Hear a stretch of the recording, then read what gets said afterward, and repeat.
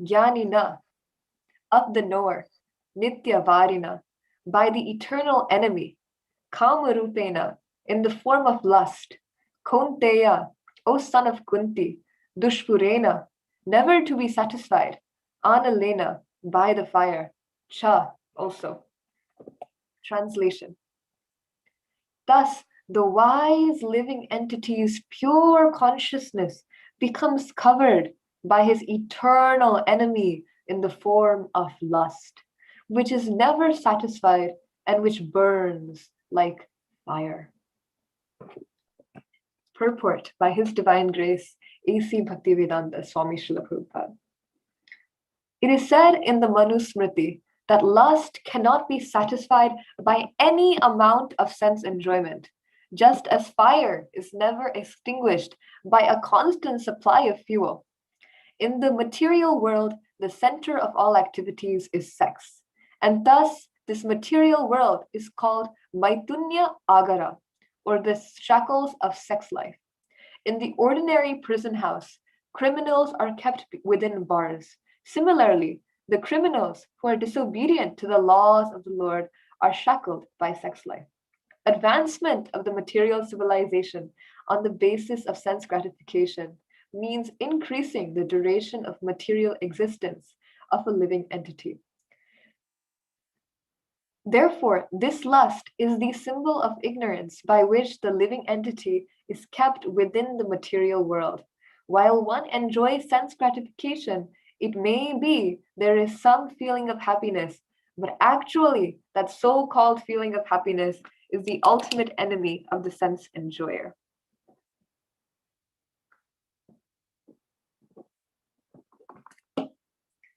Om Jnanatimirandasya Jnananjanashalakaya Chakshurunmilitam Yena Tasmai Shri Gurave Namaha Shri Chaitanya Manobhishtam Stapitam Yena Bhutale Swayam Rupa Kadamaiham Dadati Swapadantikam Vandeham Shri Guru Shri Yutapadakamalam Shri Gurum Vaishnavamscha Shri Rupam Sagrajatam Sahagana Raghunatham Tam Sajivam Sadvaitam Savadhutam Parijana Sahitam Shri Krishna Chaitanya Devam Shri Radha Krishna Padan Sahagana Lalita Shri Vishakhamritam Scha.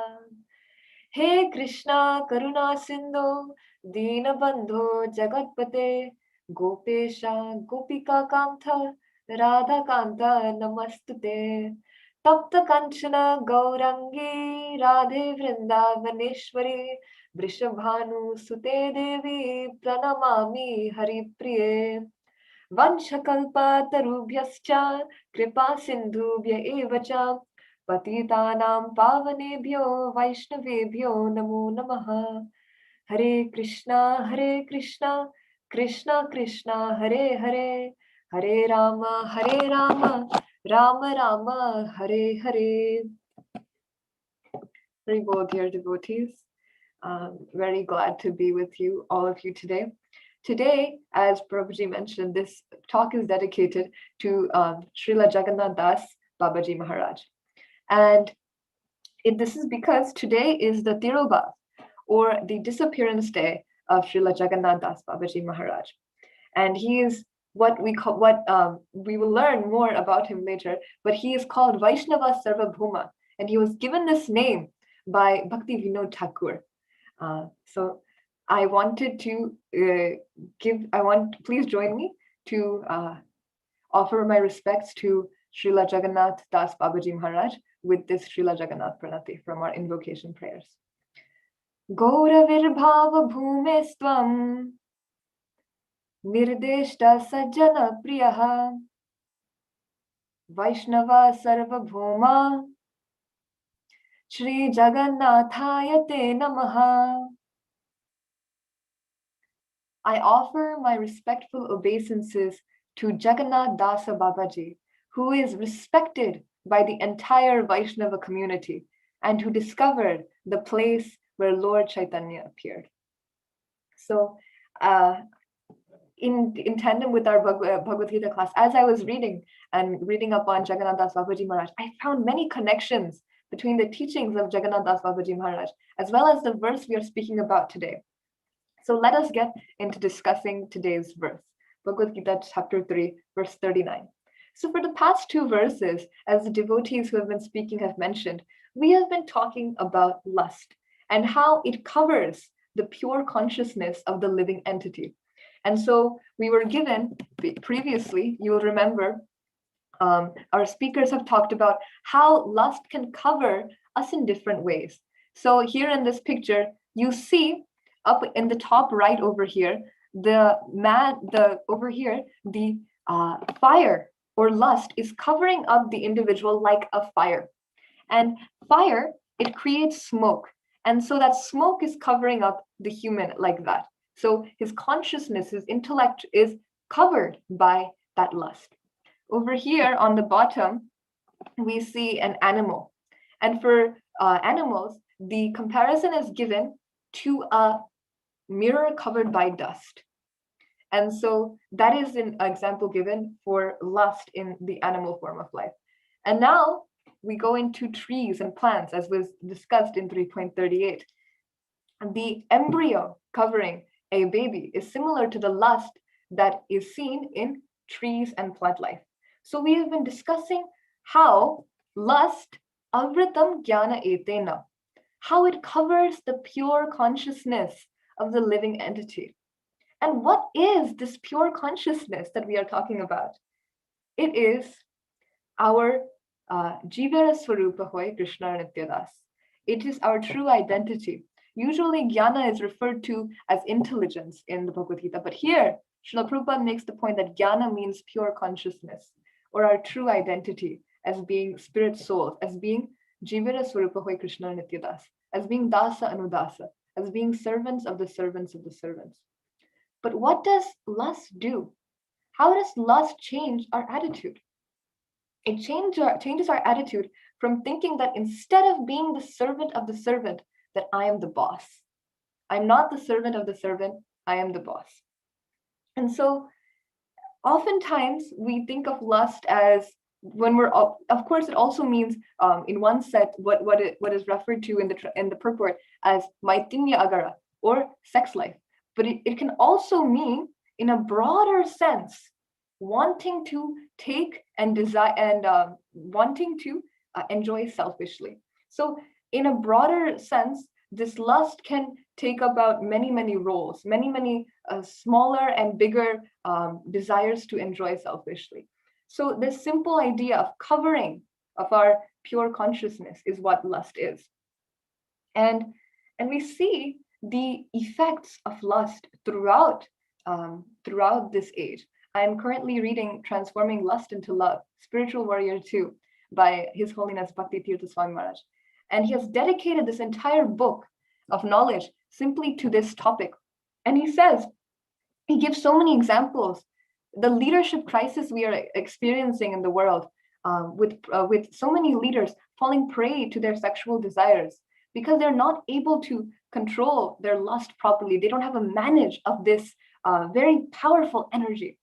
There's also so much desire for taking and using for one's own party. So that greed, that anger that we all experience, that is also a manifestation of lust.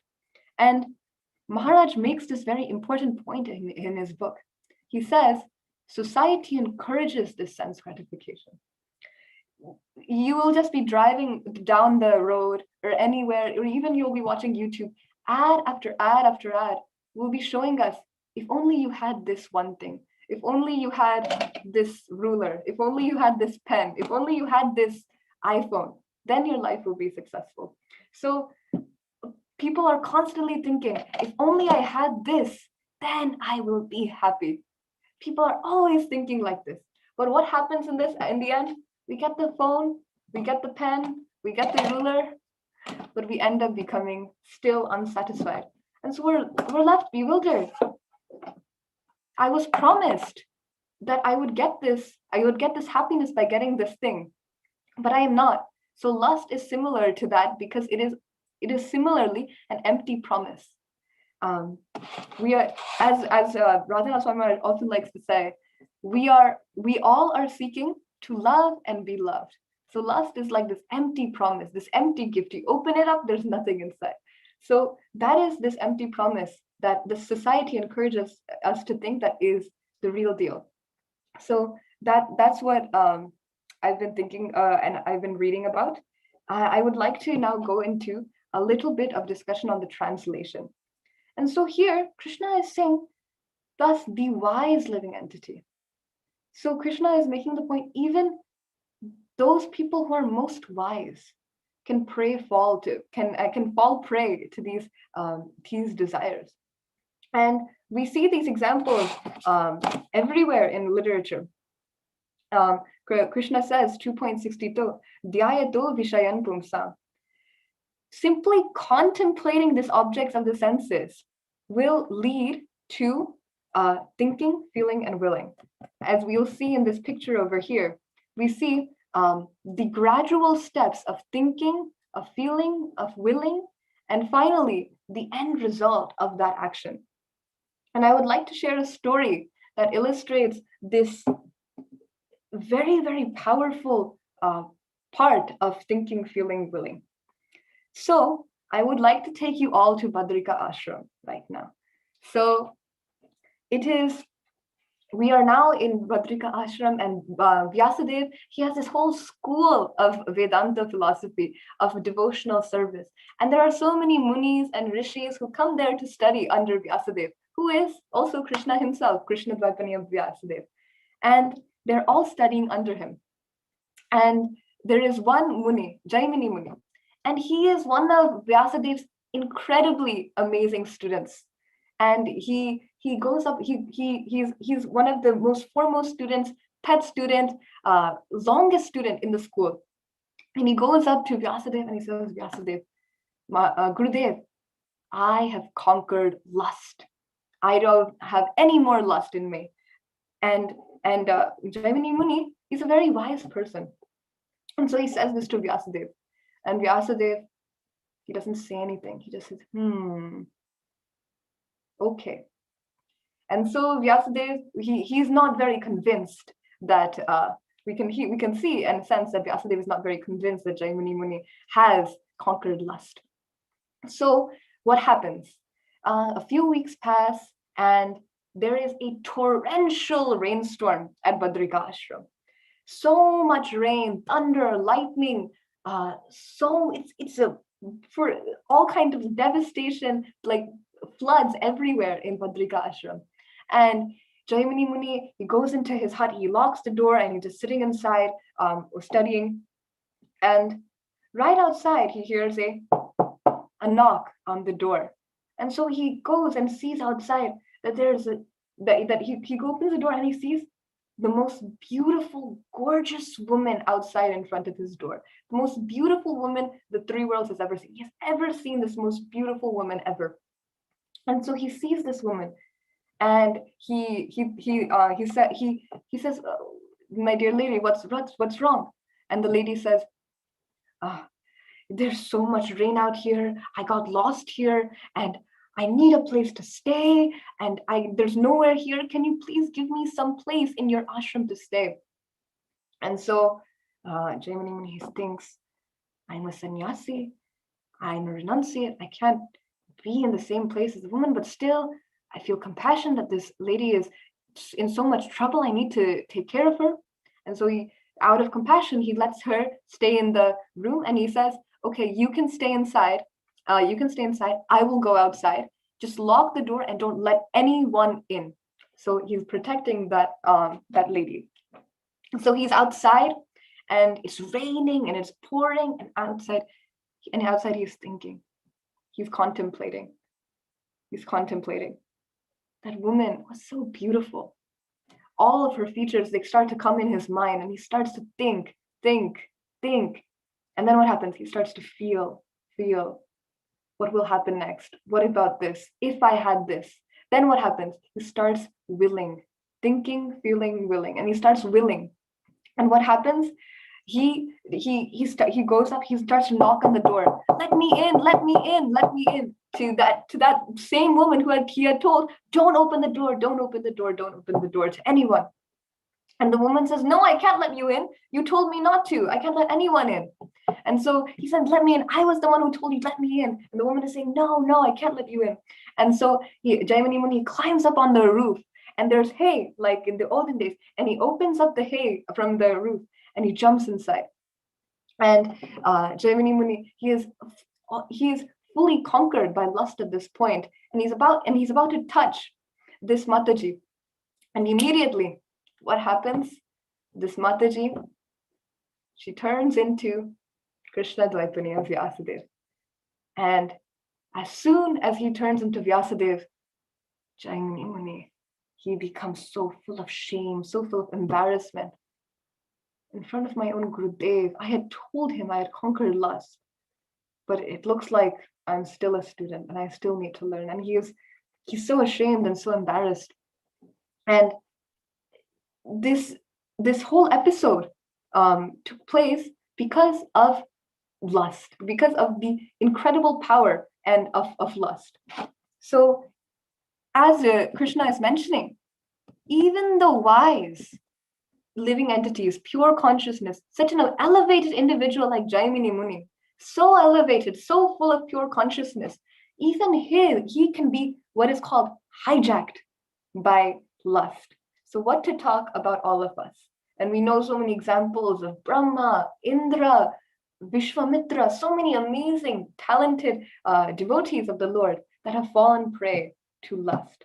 So lust is our, what we call, Nityo Varina, the eternal enemy, not just 1 day, 2 day, after I study Srimad Bhagavatam, I'll be free from lust.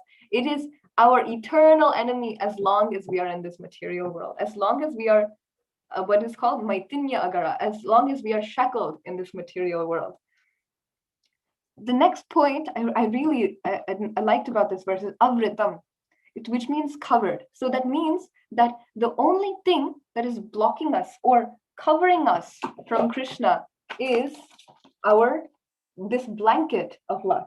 So we simply have to remove this curtain, remove this blanket, and we can see Krishna. So Krishna is simply a curtain or avritam away from seeing him face to face. So that's the beauty of this verse, that the only barrier is just taking off this blanket of love. So the last point about this verse is that it is never satisfied. And this is the most important part of this verse we'll go into now. Lust is never satisfied. And what does it do? Krishna compares it to a fire. It burns like a fire. And so here you'll see in this painting that I referred to earlier, the man is covered by fire. He's enveloped by this fire. And you would think that just like when we are hungry and we eat, then we are satisfied for some time. But the opposite is true with lust. As soon as we satisfy, it grows even more. One desire becomes 100 desire. Just as, what does Srila Prabhupada say in the purport? He says, just as fire is never extinguished by constant supply of fuel.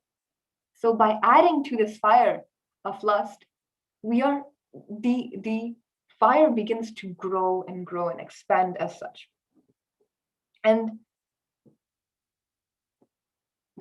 so Srila Prabhupada is saying that we can never satisfy our senses in such.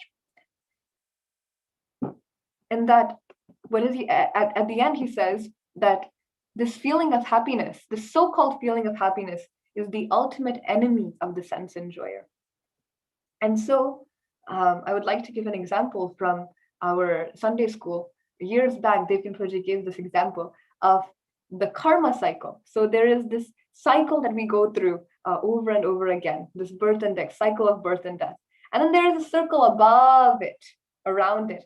It's called the Krishna cycle. So inside there's the karma cycle, and outside there's the Krishna cycle. So we need to jump from the karma cycle, which is centered, which is, as Prabhupada says, the center of all activity is sex, and move from that to the center of the Krishna cycle, which is Krishna, which is love. So moving from lust to love. And that is the topic of today's discussion. And it is one of the foremost instructions of Jagannath Das Babaji Maharaj. So I would like to, so now that we've seen how much of a problem it can be with so many examples of so many amazing devotees, and how what I said was society encouraging it, how can we overcome it? So one thing that also is a great teaching by Jagannath Das Babaji Maharaj is we should remember that we are not these bodies, that we remember that Krishna is the ultimate enjoyer. So these are just a mindset change that we can somehow work on, remembering that we are not this body, because it all starts with this body. And then remembering that Krishna is the ultimate enjoyer, that I am not the enjoyer. And so some practical steps that I've heard from devotees. So this first one comes from Chaitanya Charan Prabhu. Whenever we would like to enjoy in material happiness, and we think, why do we keep doing things which we know will bring us down? We can recall those distressing moments in our lives that happened because of acting in that way. So by actively recalling those distressing moments, even though it might give us some distress in the moment, it can stop us from going down that path. The fourth one, practical step, is pray to Krishna for support. And as Bhakti Tirtha Swami Maharaj makes this point over and over again in his book, Radharani and Krishna, they are the two people who love each of us the most in this entire world. The two people who love us the most in this entire world are Radharani and Krishna. So if we ask for support from them, they will definitely come to our aid. And this goes for anything. So praying to Krishna, to Gauranga, especially Jagannath Das Babaji Maharaj is especially fond of Gauranga, praying to Gauranga for support will help us through it. Another one is differentiating the voices in our head. And so there are so many different voices in our head. There is our mind, there is our intelligence, there is our false ego, there are our five senses. So by differentiating from what is my mind saying, but what is my intelligence saying? Now, what is my ego saying?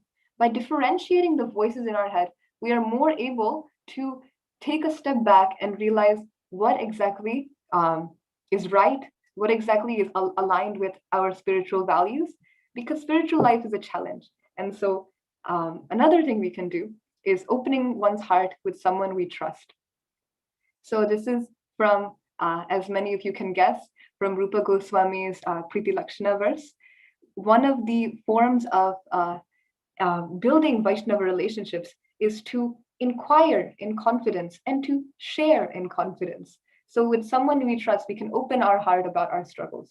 And finally, as Bhakti Tirtha Swami Maharaj mentions in his book, how do we help others overcome? And the answer is love.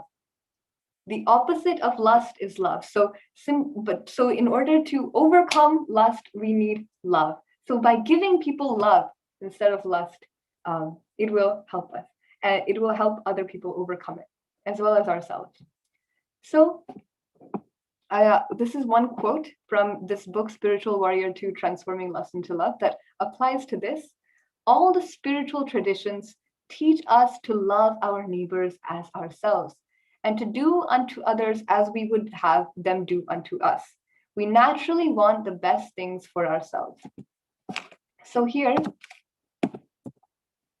Maharaj is saying that when we remember that we are not this body, then we start to think beyond this body. So we start to think of each other as not my property, but instead property of Krishna. And the example that comes to mind is of Ravana. Because he thought of Mother Sita as his property, she took him. But he could never ever enjoy Mother Sita alone. He needed Lord Ram to enjoy Sita Maharani together, because it's Hare Rama, it's not just Hare.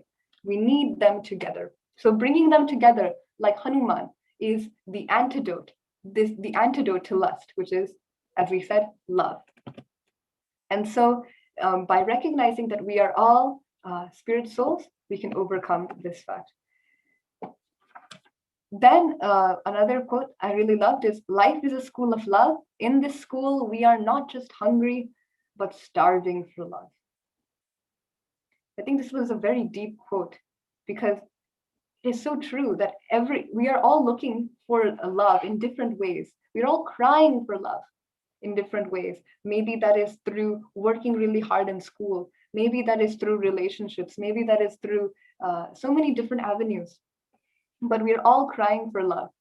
But the only way to really love is to accept Krishna as the ultimate enjoyer, and uh, and accepting that he has the best in mind for all of us. So the moral of this verse is that we stop chasing after this happiness that we see, this empty promise of happiness that is promised to us by society. And instead, we are content. As Srila Prabhupada likes to say, simple living, high thinking. So if we follow that, then it will be helpful in finding more bliss and contentment in our lives. And now I would like to shift to talking a little bit about Jagannath Das Babaji Maharaj and how his pastimes and teachings are incredibly helpful in relationship to this verse. Now, the first thing to know about Jagannath Das Babaji Maharaj is that with him, austerity is the name of the game. I will just say a small, short list of some of the incredible amounts of austerities that he had during his life. He would sometimes fast without waters for days, 3 days straight. Sometimes he would chant all day, all night the holy names. Sometimes every day he would perform 1,108 obeisances to his deities. And during Chaturmasya, in fact, each of the month he would only subsist on one foodstuff, whether that be banana leaves, guava, things like that, only one during the entire month, each month. So such was the austerity of Jagannath Das Babaji Maharaj. And we understand that from this austerity, austerity, he's showing us that by austerity, we can overcome any sort of selfish desire in that sense. And some fun facts about Jagannath Das Babaji Maharaj: his residence was at Surya Kunda. So this is the place where Radharani, as some of you may know, she used to pray to the sun god to get Krishna as her husband. And so this was beautiful pastimes there, and he used to reside there. But he also used to reside sometimes in Navadvip. And so he would travel back and forth between Navadvip and Vrindavan to enjoy the ecstasy of, or the Rasika Bhav of Lord Krishna and Lord Chaitanya. Now, I would like to inform a little bit about the austerities of Maharaj. At 125 years, his body appeared bent like a semicircle. His eyelids hung over his eyes like heavy stage curtains. Standing on either side, 2 disciples would lift his droopy eyelids so he could offer tulasi manjaris to his deity of Shri Giriraja Govardhanam. Deir tulasi tila edeha samarpila daya jane na chhada bimoy madhava bahut minati karutoy. He used to offer these tulasi manjaris to his Giriraj every single day.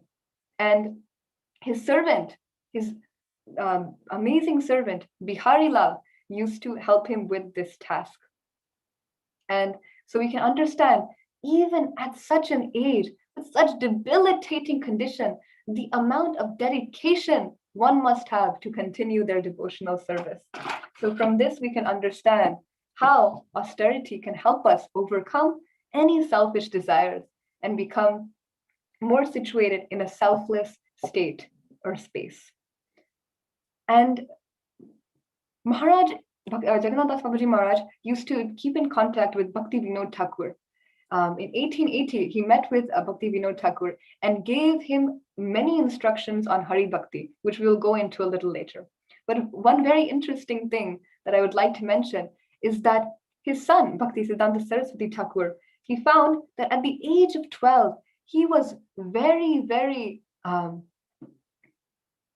very studious in Vedic astrology. He used to know everything about Vedic astrology. So Jagannath Das Babaji Maharaj instructed Bhakti Siddhanta Saraswati Thakur to create, at that age of 12, to create an entire Vaishnava calendar.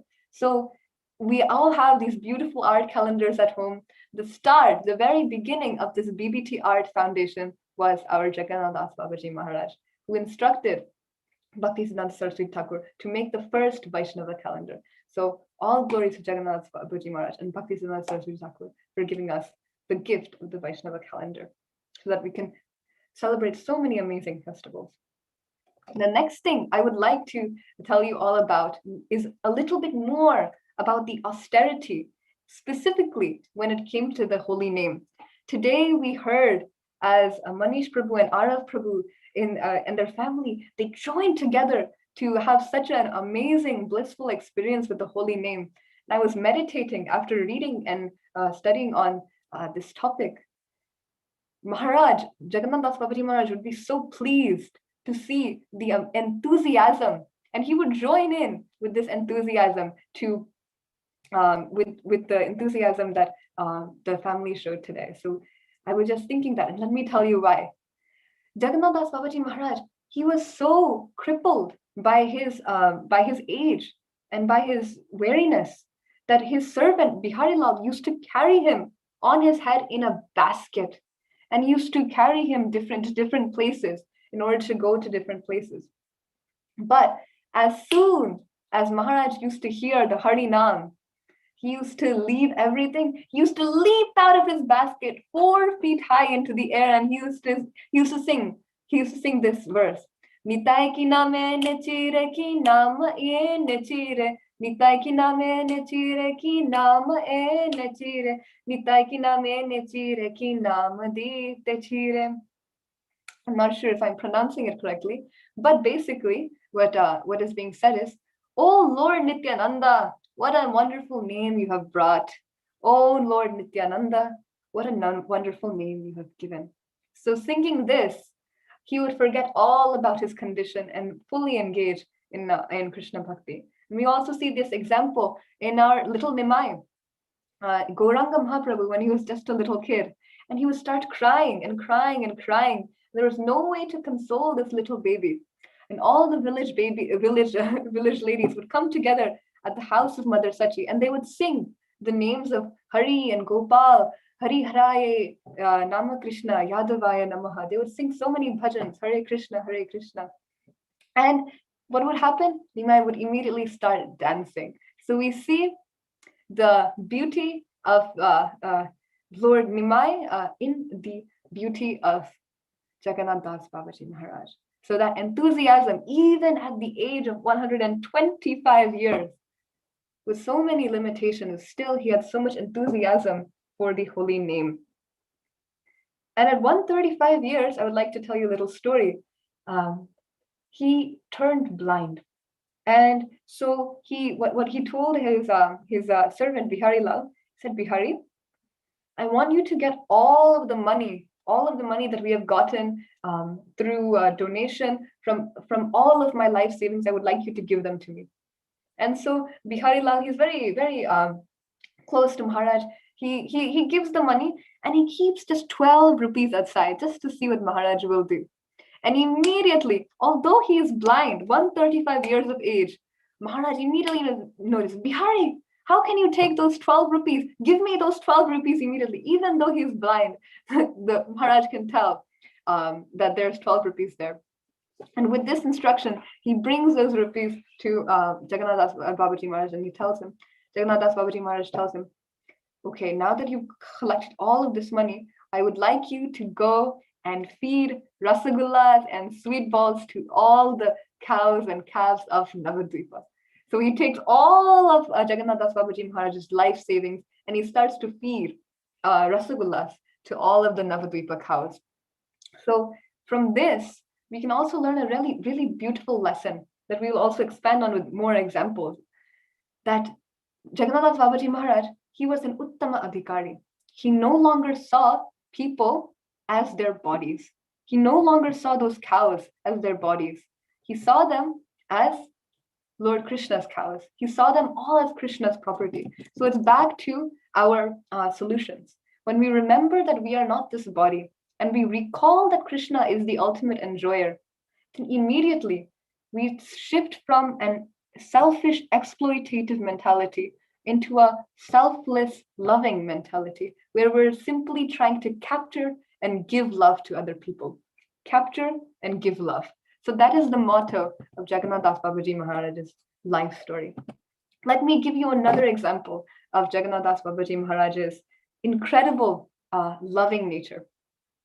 So once Babaji Maharaj, he was walking through the town, and he saw this Vrindavan street sweeper, and he asked the Vrindavan street sweeper, please give me some alms. So he's begging some alms from this street sweeper of Vrindavan.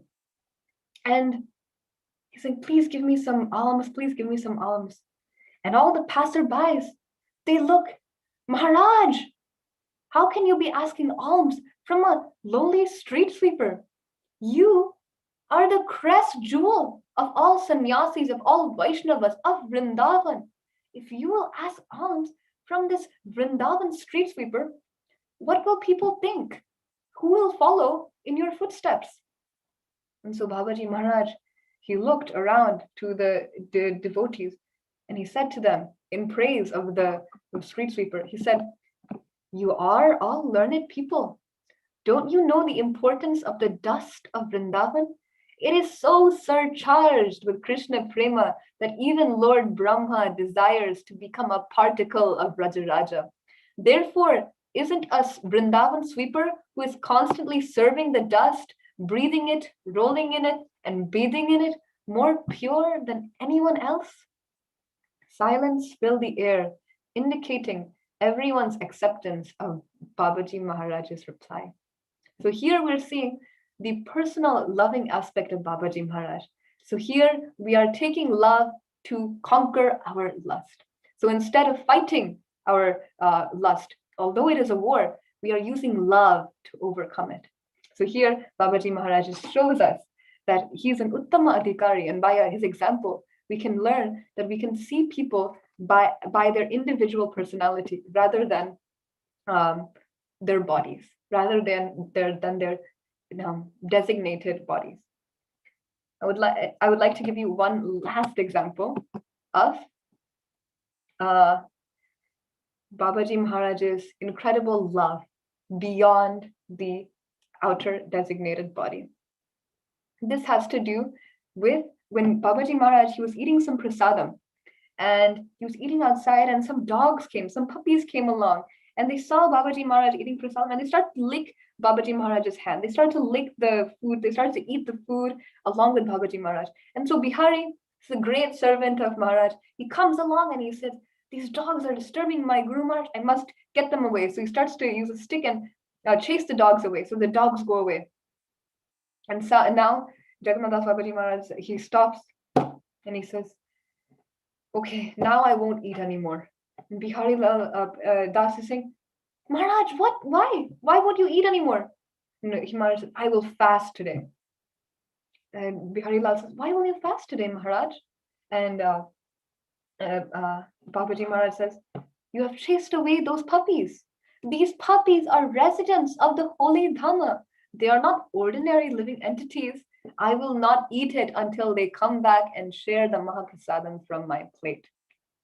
And so Bihari Lal, what can he do? He brings all the dogs back and they eat together the Mahaprasad. So here again, we understand the incredible potency and loving nature of Jagannath Das Babaji Maharaj, to look behind the covering. And it reminds me of Shivananda Sena. When he was coming from Mayapur to Puri to visit Chaitanya Mahaprabhu, he brought along this dog because, Vaishnavas are pare dukhe dukhi. He was seeing this dog, and he brought him along to Puri. So he's looking around, and he's looking around. Where did the dog go in Puri? Looking around, the dog is lost. And he goes and sees Chaitanya Mahaprabhu is sitting under a tree, and he's eating Mahaprasad. And Chaitanya Mahaprabhu is eating one bite, and he's feeding the bite with the same hand to the dog, and they're eating Mahaprasad, feeding like that. And so Shivananda Sena is astonished that this dog and Chaitanya Mahaprabhu are having such a sweet, loving relationship. And so from this, we can again understand that devotees, they are Uttama Adhikaris because they see beyond the outer coverings, the bodily designation, dog, cow, sweeper, doesn't matter. They see beyond it. Not even Pandita Samadarshina. They look even beyond and they think of them as greater than themselves. So from this, we can understand the position of Babaji Maharaj and how it can be applied in our lives. So these are some summarized teachings of Babaji Maharaj. I don't think I'll have much time to go into it, but in summary, one of his foremost teachings is to avoid too much interaction with the opposite sex. And so this is to guard oneself, as Krishna mentions, Nitya Vairinam, to be always on guard of this eternal enemy of lust. And the second one is to realize the supreme goal of life. You must repeat Harinama regularly. So this is exemplified in his life, chanting all day and all night the glories of Lord Krishna. And finally, viewing Lord Gora as above Lord Krishna. So in the purport actually of this verse, we can see that Srila Prabhupada says, in the ordinary prison house, criminals are kept within bars. Similarly, the criminals who are disobedient to the laws of the Lord are shackled by sex life. So here, Prabhupada is showing us that Krishna is a judge. He is the lawmaker. He is the one who makes the laws and we must follow them. And so Jagannath Babaji Maharaj, he takes it a step further and says, well, Krishna, he is in charge of taking care of the administration of justice. Gora, he does not take your offenses into account. Gora Kirtan is more useful than Krishna Kirtan in this way. So here we are seeing that Maharaj is establishing Gauranga Mahaprabhu at a higher level than Krishna for his love of God. Finally, again another Gauranga Mahaprabhu teaching.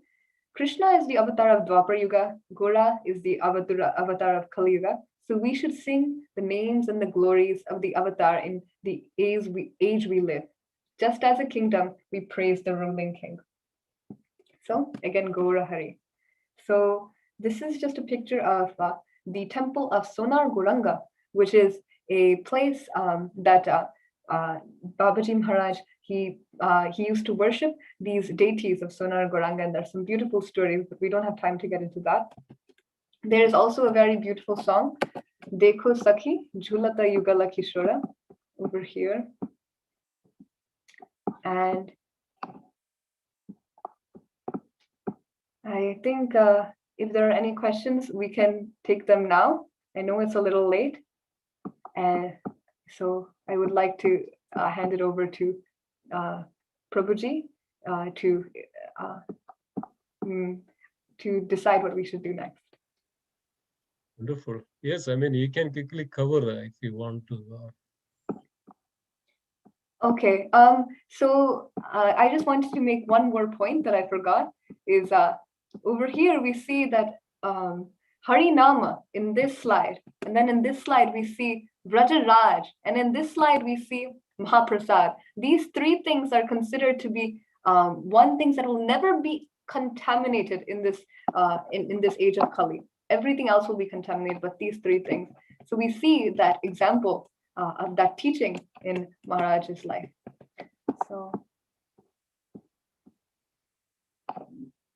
So this is a song, one of the only songs that is recovered by the Vaishnava poetry of Maharaj. So I just wanted to sing maybe one stanza of it. It's very beautiful, and then maybe we can just read the translation.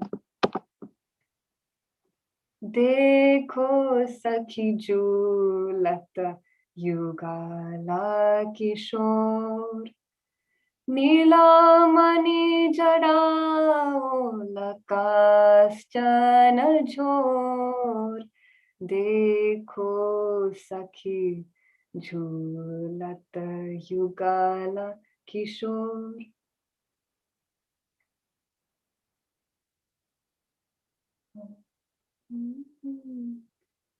Lalita Vishakha Sakhi Jhulayate Sukhe Anande Magana Hiri Dona Dona Mukhe Dekho Sakhi Jhulata Yugala Kishore Nilamani Jada Lakaschana Chor.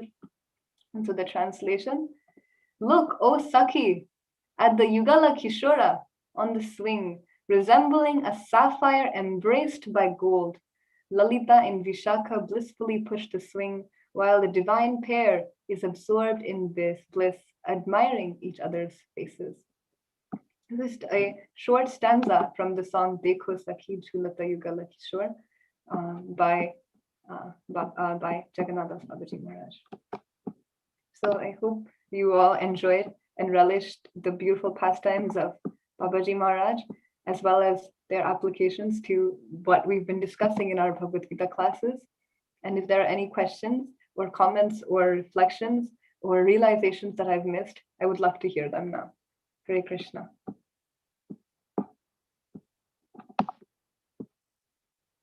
So there is a question from Julian Prabhu is asked, Hare Krishna, how did Jagannath Das Babaji Maharaj begin his devotional path? So I have not read into that. I don't think there's much documentation from what I've read into that. What I do know is that he comes from the line of starting from Baladeva Vidyabhushana, who had a disciple named Uddhava Das, who had another disciple, a Babaji Maharaj named Madhusudana Das Babaji Maharaj, and Jagannath Das Babaji Maharaj was his disciple. So around this Navadvipa Vrindavana belt, there are so many Babaji Maharajas. So I think they were connected in that way. I know that Amarendra Prabhu will be giving a class on this, on even more beautifully than I can ever give tomorrow. So if you join there, I'm sure he has much more knowledge on this topic than me. So Julian Prabhu, thank you so much for that question. It's so good to see that you are here. So thank you. Hare Krishna, thank you. Thank you. Wonderful class. Thank you. Thank you. It's really good to see you, Prabhu. I also think that your guitar playing, I'm sure Maharaj, Jagannath Babaji Maharaj, he must really love that as well, because because it's all Harinam Sankirtan for him. So I'm sure he loves that as well. Hari Bol. Hari Bol. Thank you. Wonderful. Anybody else? Any reflections, comments, questions, concerns?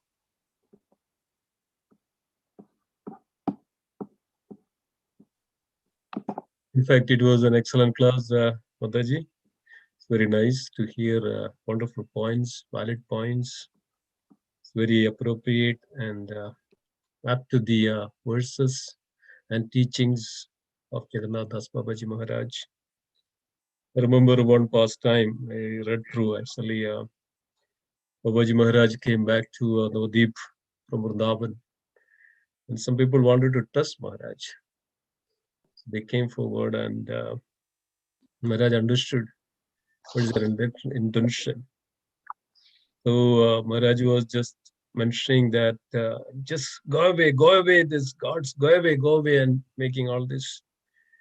And they didn't know what Maharaj was saying, Babaji Maharaj was saying. And then they came to know that Maharaj was mentioning in Vrindavan, in the ashram, there is a Tulasi garden. In the Tulasi garden, all the goats came in, and they were trying to eat and destroy. Maharaj was seeing from here that what is happening in Vrindavan. That's why Maharaj was mentioning that go away, all this gods. So then this family, he was quite influential person, came to know, but he wanted to check that, whether it was correct or not. So he just contacted a person in Vrindavan, and he just went to the ashram, and then found out that in exact time, yes, these, gangs of gods came in and tried to destroy, and that Maharaj was seeing there, Babaji Maharaj, seeing this, and then they amazed. Yes, it's so nice to hear. Yeah. Nice. Wonderful. Anybody else to add? Any reflections, questions, comments, concerns? So nice, not so nice to go through. Yes, it's very powerful.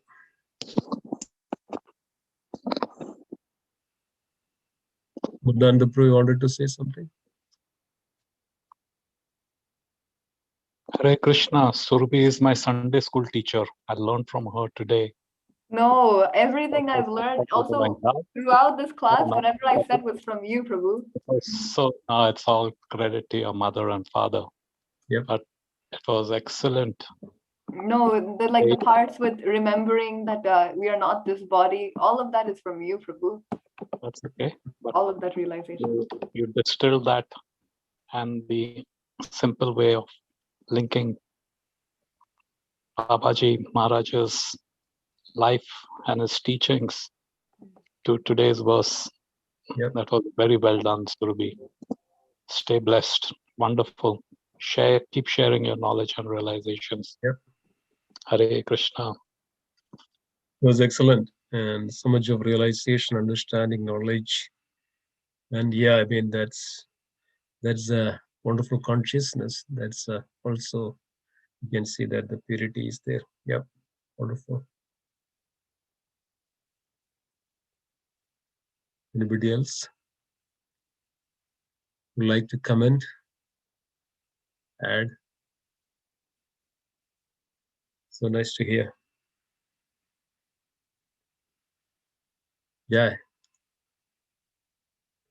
So it's actually recorded. So anybody would like to repeat or hear it again, so you can go to the YouTube channel, or you can forward to others. So wonderful. Okay. If nobody has anything to add, so let's conclude then. Hare Krishna. Anything Hema Jagannath Prabhu would like to add before we conclude? Prem Sarovar Madaji. No, Prabhuji. It was Jagannath Babaji Maharaj's his picture is in our altar, and he's very much revered by all of us. So this discussions reinvigorate that element of remembrance of our Guru Parampara. Yep. So, and we learn a lot. Acharya is all about being eligible through the dealings and through their acharan. And these examples revitalize our bhakti in some sense. So it is definitely discussing them, internalizing them is helps in prolonging our bhakti in many different ways. So thank you for arranging this. Very nice. Yeah, one thing, Prabhuji, I wanted to say. Yes. I think I heard from some senior sannyasis that, the Maharaj was very strict. Jagannath Babaji Maharaj was very strict in his achar. And specifically, I think we heard about the pastime that he was very fond of, animals of the dham, whether it is Vrindavan dham and Mayapur dham. He will often say, it is better, you can enter these dhambasis to have prasadam here and have our association. But if there is any materialistic people is there or any sannyasis are there, you just chase them away. He was so strict on his wordings and all those things.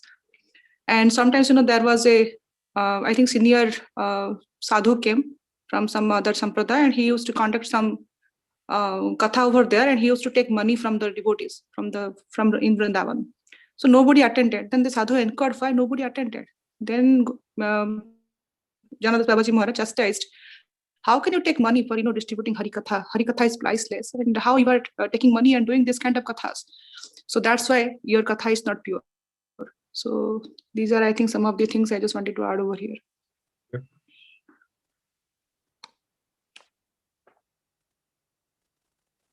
Very nice.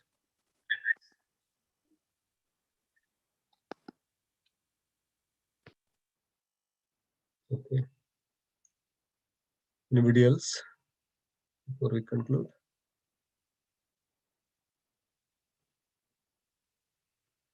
Thank you, Surabhi Mataji, for a wonderful class. Thank you so much. So let's conclude today's session. Vancha kalpatarubhasya kripa sindhu padidanam pavanebhyo Pavanebhyo Vaishnavebhyo Namo Namaha. Vaishnavrinda ki jai. Jai. Bhagavad Gita ki jai. Srila Prabhupada ki jai. Jai. Nanda Gaudi Vaishnavrinda ki jai. Jai. Gaura Premanande Hari Hari. Hari Hari Bol.